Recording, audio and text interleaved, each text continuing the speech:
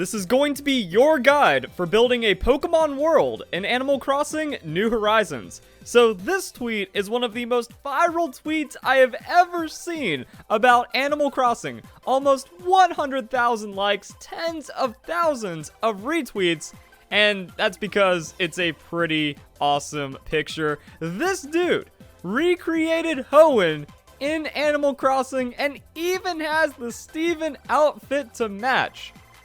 So we're going to talk about that a bit, but we're also going to go over the many other designs that are out there to give you inspiration on how to terraform your Animal Crossing world into something from Pokemon, because apparently this has been around for a very long time. We have this from 3 years ago. There's another post that's like 6 years old. So this goes all the way back to the New Leaf era, where people were making these designs and you can place them on the ground, which means you now have Pokemon in your Animal Crossing. And then this guy is also blowing up on the Animal Crossing Reddit. My first Animal Crossing game, and now I won't be able to stop. So we're seeing a lot of different takes and a lot of different ways that you can apply how to do this for yourself. So this guy just took the base world and then put the little bit of textures over it, whereas for the Steven one and this one, it's effectively just using a Pokemon tile set.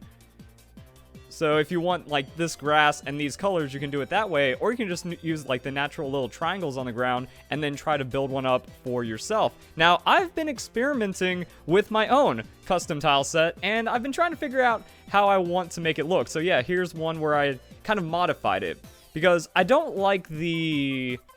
Wait, that's the wrong picture. That's something else I'm going to be showing you guys later. That's like the QR codes for this. I don't like the way that this has the 4 little patches of grass. You know, this one, it seems a little too small for me. Like, it's not exactly what I would want out of my like Animal Crossing Pokemon world. So I took the base one and I modified it. So I put different bushes. Each of these bushes are tile instead of a set of 4. And I also wanted to try to make the Hoenn berry trees in there, so I got a little bit of that as well. So I'm working on it, but then I wanted to try the other idea where you just kind of put it over the Animal Crossing one, and I really like this.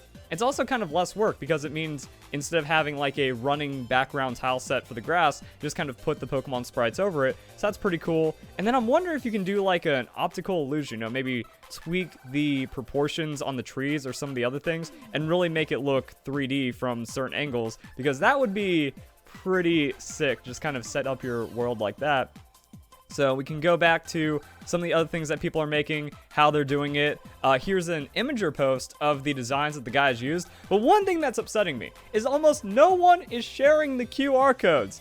This guy, he's showing off the shelter and some of the other sprites and some of the other things that he did, but there aren't QR codes for it. But this is like kind of the genius idea that he had. He just effectively recreated the Pokemon sprites that we have pixel by pixel, has a transparent background, and then you can just slap it over stuff. So that's what that ends up looking like, and that is super awesome. He also has a post later down here what he did. So I took some photos of my designs so you can copy them. That's it. The brick paths I downloaded were from here, and that just goes more into the Pokemon QR codes. I really hope this this Tumblr, like, gets revived with all of the new Pokemon stuff that people are doing. So taking the paths made inspired for Pokemon, so you have like all the edges, you have all the corners, all the stuff like that, and then you can make a brick path, and then spicing it up with all kinds of other things. So you got the Pokeball squares. Here's the Brendan costume. I actually missed this in my last video, but you can do the pro design, so you add all 4 of these, and then that gives you the Brendan costume, so you can cosplay that as you need to.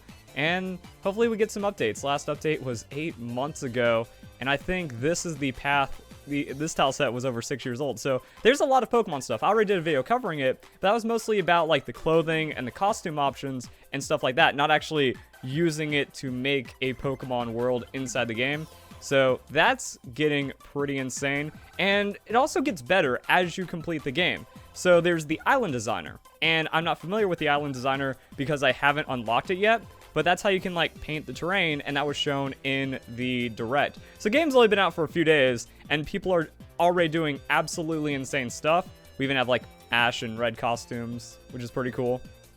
But I'm not seeing any QR codes for the stuff like that. So we're just going to see like this get carried away. Hopefully Animal Crossing is going to like revive that. Tumblr is going to make it to where more people are aware of, oh, hey, did you know you can get this thing? It's acpatterns.com, or you go to this website, you can convert images, which is also how this guy did sprites. You know, Pokemon pictures, I created them here. So he just kind of took existing pictures of Pokemon, put them into that, and then it automatically converts, and then you can take the QR code that way. So a lot of cool stuff there. So like, yeah, you have Pokemon on the beach. I found that to be incredibly creative. Or is it? Yeah, just like taking in the Pokemon sprites. So you can do that as well. You can actually put Pokemon in the world in a very natural way. Like, that feels super organic, and I love that. So you can have like Pokemon on the ground and stuff. It just kind of shows like the limitless possibility. I really feel like there's gonna be like a QR code tile set coming out at some point. But going back to the Direct, so like I said, once you unlock the Island Designer, which is after KK Slider appears, I haven't done that yet, so currently the way I'm doing it is pretty basic and simple. Like, you can do it at all points, it just gets easier at certain points, so you can just display on ground. And you can also spam it, and you can get a 3x3 around you. That's about as good as it gets, and then you can try to do the other different things that you have set up.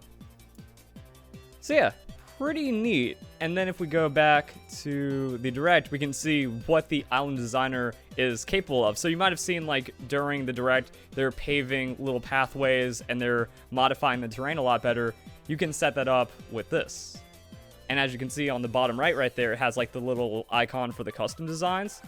So instead of doing 3x3s, it's that quick, it's that simple, and then you can paint in your Pokemon world. And I think since you can do the rounded edges, it's probably better to just use the base ground that they have in Animal Crossing, instead of like trying to go for the full tile set, and then needing all the corners, and then needing all of the extra little pieces and stuff. So you can modify the rivers and cliffs. I think that can work with this, but it also kind of goes back to when you have the custom tile set, it affords you a lot more stuff. Like, that isn't a modified Animal Crossing river, that's just ground. You could walk over that water if you wanted to, but the aesthetic of it, perfect. So that's some pretty cool stuff. That's what I've been like trying to work on, get going, and it's just kind of those ideas. It's kind of what you want it to be like, and then once you've unlocked the Island Designer, it gets a lot more accessible in that way. So like I said, just kind of keep an eye out for the QR codes or any posts or any stuff like that. Link them down below if you find like some really cool tile sets. That gets to the ones that I'm working on. So I have this one for like the base non-transparent tile set. I was like just kind of finding all kinds of different sprite sheets, because effectively what it turns into is that you're building your own game map. That you're just taking pixels and tiles, and then you're dropping them in the grid, and then you can just effectively paint over however you want until you have your Pokemon world on your Animal Crossing island. So you have to get like all the right sprites and all that stuff set up. So it's cool how that's developing. So I was looking into existing Pokemon sprites, but they didn't quite feel right, or the resolution or the quality or something was wrong. Like, a lot of the tile sets don't immediately translate into Animal Crossing, so you do have to do a bit of custom work. I was trying to get like a consistent background color. So this tile is from the one that I showed off earlier. You know, I like the let me go and pull that up. So I like how the base grass color looked, because I was like trying all kinds of different ones. Some of them just were not compatible with Animal Crossing, so I took the base grass color here, modified the background color, so that's why it's a darker green than that blue, and then that's how we got it to work with this bush and eventually the berry tree. So like, once you get that bottom one set up, then you can put the flowers over it, then you can put the Pokeball, then that's how you can do it. Or if you just like this one anyways, you do it for yourself. If you like this guy's designs, you can try to recreate it for yourself, because it's honestly not an insane amount of work to just do some pixel art. So what is it? I think it's a 32x32 grid, and a lot of the pixels are actually going to be cut down like that, so it's a 2x2, which effectively turns into a 16x16. And just play or look up the sprites for your existing favorite Pokemon games and recreate that.